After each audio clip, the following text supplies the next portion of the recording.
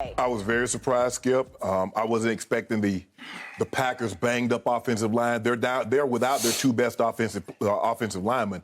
Bakhtiari can make a case that he's one of the two or three best offensive linemen in all of football. Jenkins was doing a great job. He switched from the right side to the left side and was doing an outstanding job. I just knew, Skip, with the addition of Von Miller, with Leonard Floyd and Aaron Donald, they were going to be able to generate pressure. They're going to play the run on the way to the quarterback, and they was going to make it very difficult. But for the most part, Aaron Donald, 1 QB hit, 0 sacks. Von Miller, 1 QB hit, 0 sacks. Leonard Floyd, 1 QB hit, 0 sacks.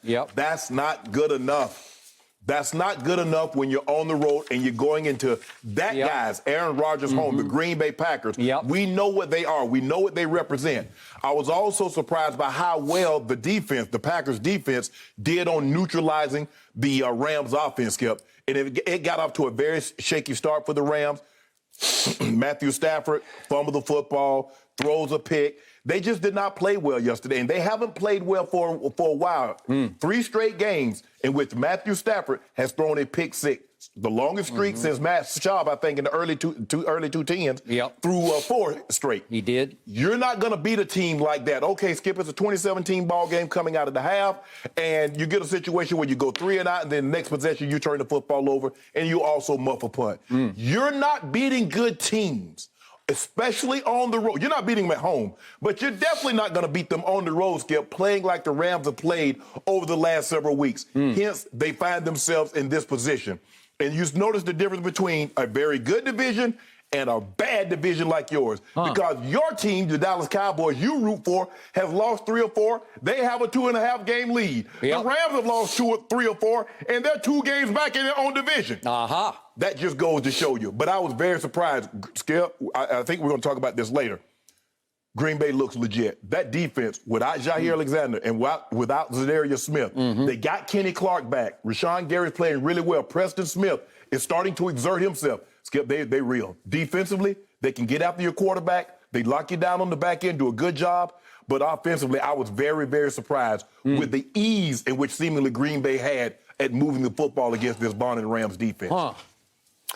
So, I believe that when we adjourned our show on Friday, I had actually picked the liar, as in Aaron Rodgers, You did. to beat Odell and the new-look Rams, correct? You did. And yet you are the biggest Aaron Rodgers fan, but you picked against him because you couldn't stand for Odell not to have a big game on the national stage in his second game after a bye week with the Rams. I thought and he played better. He played better. Did he really? Yeah, he did. He did. He played better, Skip. He finally got loose for a touchdown pass, which covered 54 yards. At that point, they were down 36-17. So I'm not sure that had a huge impact on the scoreboard. If we take that pass away, he caught 4 other balls for a grand total of 27 yards. So I'm not sure that was all that much better than the first time around, which came on Monday Night Football against the San Francisco 49ers at San Francisco, and it was 31-10.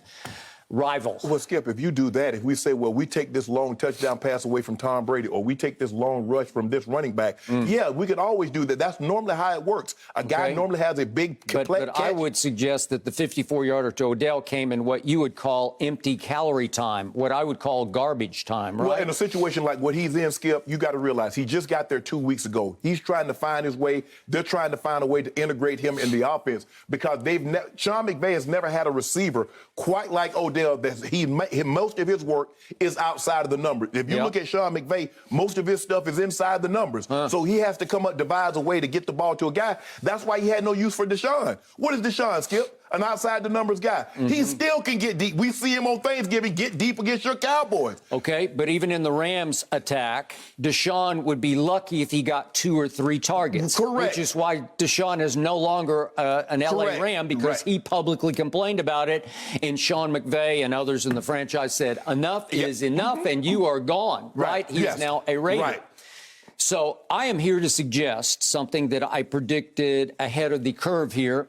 I believe that now Matt Stafford, as opposed to Baker Mayfield, has an Odell problem. Don't do that, Skip. He is very difficult to deal with. But you said at the beginning of the year that Matthew Stafford wasn't that guy. Even before you knew Odell was going to be on the market, you said Matthew Stafford wasn't that guy. Now it's Odell's fault that he's not that guy? Now it's double jeopardy for Matthew Stafford, who's never been on stages like this because What happened to Matt Stafford in Detroit is that he starred statistically in the shadows in Detroit. Right. And nobody ever paid much attention to Detroit because they were never very good, even though they had Megatron for 7 of his 9 years. They were 0-3 in the playoffs because I believe Matt Stafford has never been that guy. I don't believe he's made of the stronger type stuff that it takes to carry you to playoff wins. Okay.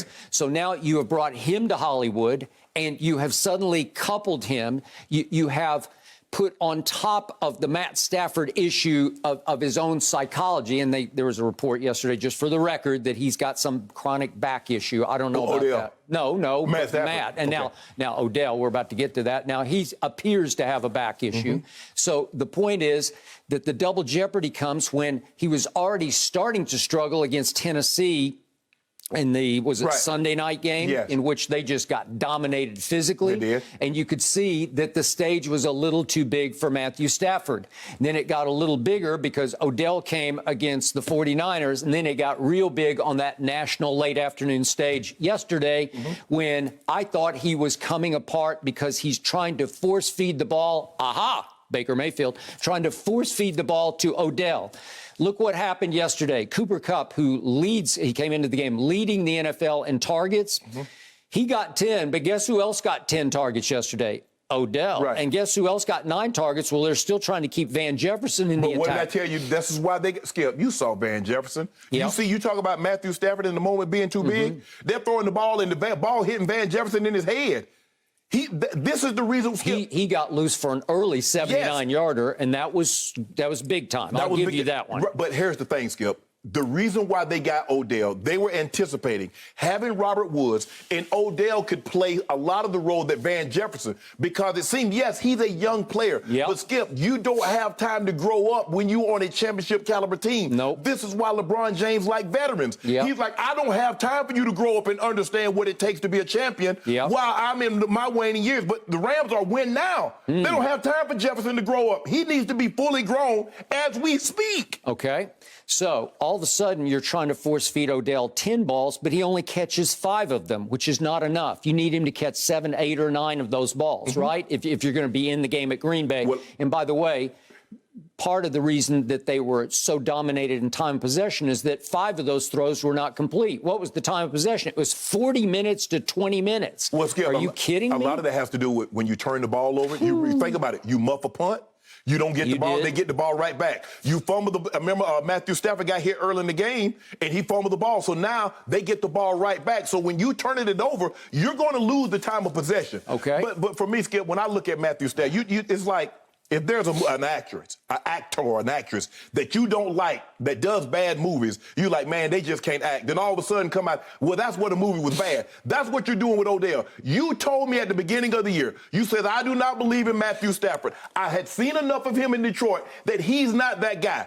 Now, all of a sudden, he's not that guy to begin with. You didn't believe in him. Now he gets Odell, and you shift the blame to Odell. Yeah, but you just threw him into an even higher fire. You put him on a hot seat that he was already struggling with to begin with. So if he's not that guy, so Odell should not be a variable. Are you starting to agree with me that Matt Stafford is not that guy? He doesn't look like it. I mean, he got 6 turnovers in the last 3 games, and that was the question, Skip. Everybody, Bruce Arians, what does everybody say? Even Aaron Rodgers said on Friday, as arm-talented as a guy that's ever played the position, everybody woo and wah. But, Skip, they said that about Jeff George once upon a time. They sure did, because Jeff George came up my draft and he could throw the ball 100 yards. He could. But let me ask you a question, Skip. That doesn't win you games. No. There are certain intangibles that you cannot measure. That are more important than the things that you can measure.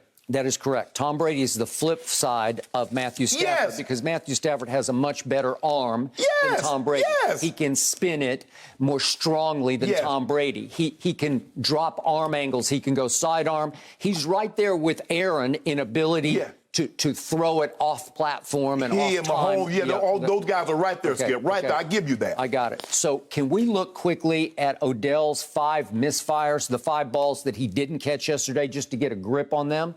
Here's Matt Stafford over the middle. That was Matt's fault, okay? That's force feed. That's a force feed to Odell. Skip, he was open on the shallow cross. Then there's one that I thought Odell had a shot at, but it was a little high and a little wide. And then this one. Oh, wait, that's a big old drop on a 3rd and 3. That was a drop. And then here's one, he fires, and Odell just slips down, and that's the second one that Rasul Douglas should have picked off. And then he throws high and outside, and Odell just kind of waves at it. Skip, that's over his head. Okay. The back shoulder skip is into the body because the guy's level with you. But that last throw, if you watch Odell in pregame warmups when he puts on like a Harlem Globetrotter show, those are the kind of balls that he catches behind his back. No, seriously, he does. He's the one-hand king. No one has ever been able to catch the ball with one hand in the pregame warmups the way Odell can. So let me ask you a question. 3 of those throws are the 5 that did not get caught. How many receivers you think could have caught that ball? The one that was behind him, the one that was over his head. How many receivers you think could have caught that ball? Okay, I got it, but this is back on Matt Stafford because he says in the back of his mind, I gotta get it to number 3 because the game plan was calling. Because what does Sean McVay want to do? He wants to force feed Odell because it's Hollywood. It is box office. What do we always say about Los Angeles, California? There's so many recreational options here. Yeah. You have to compete for the entertainment dollar. Yeah, you got at SoFi $1 billion stadium. Get my attention and keep it. You have to put stars up on the marquee because stars sell here. Right. Nothing else sells except star power. Correct. It's why the Lakers are still the biggest draw right now because they got stars everywhere, and we're about to talk about the Lakers because those stars are not starring. Right. Okay. Correct. So, but they've got Hall of Fame bound players everywhere. They probably have 5 Hall of Fame bound players, but it is now contributing to winning, but everybody is on the edge of their seat watching, correct? Yes. Okay, so now that leads to the other side of the ball because the Rams are also star-studded on defense. Would you believe that after yesterday, the Rams are ranked 21st in the NFL in points allowed? Think about that. They are 21st, and they have the greatest defensive player, according to Hall of Famer Shannon Sharpe, you have ever seen in your life. Well, I think that's what you said. I say he has an opportunity to be that, but he's currently the best. I believe he's currently the best defensive player playing, and he's the best defensive player, greatest defensive player of his generation. Okay. I will concede that to you. And over the last 6-8 years, the best pass rusher, the best edge rusher in this league has been a now former Denver Bronco named Von Miller, correct? Right. Who dominated Cam Newton in a Super Bowl and became the MVP of that Super Bowl, correct? Yes. And now the Rams have said, we're all in. We're going to push it all into the middle because we're going to go get Von Miller to add to this defense. And he might be the X factor to give us the edge rush on the opposite side of Leonard Floyd and Aaron Donald. That we have that will be blockable, right? Okay, so I went into yesterday thinking, Aaron's going to have to score a whole bunch of points here because this is going to be a problem for him to even hang in because the Packers aren't going to be able to stop the high-flying Rams, right? And yet Aaron doesn't have either of his tackles. This could be an onslaught. Right. So is Aaron going to be running for his life the whole game? He didn't run for his life at all. It was very quiet in the Packer backfield. I was thinking, Skip, it was going to be a situation like what Bryce Young from Alabama was facing against Auburn. He was running for his life early. He was. Aaron didn't run for his life at all. Bryce Young didn't even complete 50% of his passes, but in the end, he made the ones that counted. That's very Tom Brady-esque. That's what I think. Is that what you thinking too, Skip? Yeah, he made one throw to tie the game. There was a Heisman moment. I will give you that. Yeah. But the point was that it was so quiet back there for Aaron that I thought, wait a second. I was shocked. Wait, where is 99? Skip, I was shocked. Did you see Agent 99? There you go. See, there you go, Skip. I don't know. Where was he? Because I kept waiting. They were doubling him. Okay, then the game ends, and I think, wait, did Aaron Donald play? Well, last time we saw him at Green Bay in a playoff game, he had a rib injury. He did play. He had a rib injury. So I gave him a big old sweet pass. I said, okay, you got some kind of cracked ribs or sore ribs or something, so I will let you off this hook today. Right. But that was with Jared Goff with a pin in his throwing thumb. So you just say, okay, next, right? Right. And yesterday was not a next. It was you're on, right? Yes. And he did have 6 tackles. He had 3 solo tackles, but he only had 1 hit on the quarterback, and he had no sacks and no tackles for loss, correct? And Von Miller had 1 tackle for loss and 1 hit on the quarterback, but was very quiet otherwise. So neither Von nor Aaron sacked Aaron, correct? Right. Okay, so how do you justify that? Because I cannot. There's no justification for it, Skip. There's no justification. This is a game. This is why you put Aaron Donald, Leonard Floyd, and Von Miller together with Jalen Ramsey on the back end. This is why you get this collection of talent for a game of this magnitude. We're on the road. We're in Aaron Rodgers' home. This is where you rise and shine to let everybody know we are legit. You could have gotten the world, you could have gotten the NFL world's attention today had you gone there and taken care of business. But you're not going to beat a team of Green Bay's magnitude. You're not going to beat the Buccaneers. You're not going to beat the Cardinals team. You turning the ball over 3 and 4 or 5 times. And you saw what happened. You look at the Colts, they turned it over. We're going to talk about this, Skip. They turned it over, I'm going to say 4 times. The last one, that was over. But you turned it over 4 times, Skip. You see what happened? They got 38 points. You see the Rams turned it over 3 times. Aaron Rodgers got 38 points. You turn it over against very, very good teams, they're going to hang 38, 40-plus points on you. And that's what happened to the Rams. You better start valuing the football. If you don't, it's going to be an early. Now, this is shaping up I think it's going according to my plan, actually. It's going according to plan. Because I think I got them going probably 10-7. 10-7, you know who that gets you. Over the weekend, wild card weekend, that gets me to go to Jerry World. That's all I can hope for. That's all I can hope for is that. Are you sure they're going to make the playoffs with Odell Beckham Jr., the Odell problem that they have? Are you sure that Matt Stafford can get it back together and have enough backbone to at least make the playoffs? Are you sure? Now that the 49ers have sprang back to running life? When they got Debo running the ball and catching the ball. I've never seen anything like Skip. I've never seen a receiver like Debo. Debo and Cordell Patterson, Skip, they got to be the toughest receiver. I mean, to actually Skip, you see guys, Skip, you run a reverse, you run a little jet sweep. Skip, you don't see wide receivers. Dot the I. They toss it to him. They hand it to him. I've never seen anything like Patterson and Debo Samuel. So anybody that say they're lying, on a regular basis, these guys are getting. Patterson got like 13, 14 carries from the running back. Debo's getting 6, 8 carries from the running back position. Well, why wouldn't he? It's brilliant. I mean, doesn't he fit the part? Yeah, he does, Skip. But look, I'm looking at the Rams and looking at their schedule. They got the Jags this week. They got Seattle. They got one gimme, and then after that, I don't know about anything that's left on that schedule. You like in Seattle? I'm starting to, and I love them tonight because I need them. You don't love them. Stop that. You want to talk about you loving them tonight. Okay, can you tell the people at home why you love them tonight? Well, because I got 10 cases of Diet Mountain Dew on winning the NFC. So you don't love them. You love the bet that you made, and they can help pay it off a lot sooner. Okay, so you get one gimme, and then the Odell factor kicks in after that. And I don't know, because it starts getting really cold down the stretch for this team. I got them going 10-7 and beating your team a wild card weekend. That's what I got. How you like them apples? Well, it could be. I can't argue with that, but I'll be swimming in Diet Mountain Dew if that happens, because that's 10 cases That's more okay. You get 10 cases, so but I'm I'll going to bet happy. I'm going to bet it all back wild card weekend when the Rams beat you guys. Oh, really? Well, I'll take none of it. What do you mean you'll take none of it? The Rams could be favored at that point. Even if they're 10-7, they could be favored by 7. They're not going to be favored over the Cowboys. Yeah, they but I was very, very surprised, Skip, how poorly the Rams played. And I don't know if they played poorly or Green Bay forced them to play poorly.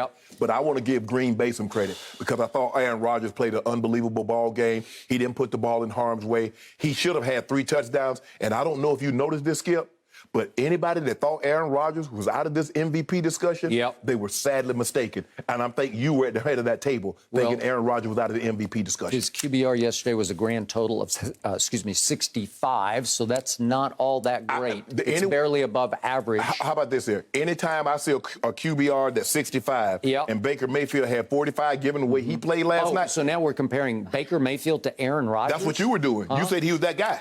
I did not say he was that guy. So what was you make it seem like Tom Brady had an 85 QBR yesterday? Well, I thought we were talking about Aaron Rodgers. And right? you see that? Okay, 24-3. I thought you were so scathing on Aaron Rodgers for lying about being immunized that he would be disqualified from any MVP discussion. You always tell me MVPs are about narratives, and if narratives count, Aaron is out. Well, that might be the case for some of the voters, Skip, but I'd like to think that I've done a great job job of putting aside my personal feelings about someone as a person, as opposed to evaluating how he or she does on the field. Did his lying about vaccination not cost his team a game? It absolutely cost him a game. Shouldn't that cost him at least some points in the MVP race? Guess what, Skip? It probably will. I'm sure there are, of the 50 voters, I'm sure some of them feel as strongly about the vaccination as you and I. I'm sure some of them says, you know what, there's somebody that's vaccinated, I'm going to give them my vote. I'm sure that's the case, but it's hard to deny, considering they're the number 2 seed in the NFC. Yeah, I think Arizona's number 1. They're number 2. They are. They're by a half game number 2. Right. And given the fact that he's 23 touchdowns with 4 interceptions, it's going to be hard to hold him off. And we know he doesn't turn the ball over very often. So there's a great chance he might have 40 touchdowns and 4 interceptions again. Okay, well, I'll do a reverse type pick for you. That could mean that my Buccaneers wind up back at Lambeau Field. It could. And then I know who's going to. And the thing is, Skip, the guy who's 1-4 in NFC Championship games. And the thing is, because we know Tom will be home for the wild card weekend, but it might be for the divisional round, not the NFC Championship round, which would be vastly different. I still got Brady for MVP because he went and won a very difficult game on the road yesterday. But he won against a guy that you have little to no respect for. That is a fact. Okay, then. But so we're going to take some their points. Offensive line and their defense. Thank you for watching. You can subscribe here to get the latest from the show, and be sure to check out more of the best clips from Undisputed, or go watch a few other segments from our other shows on FS1.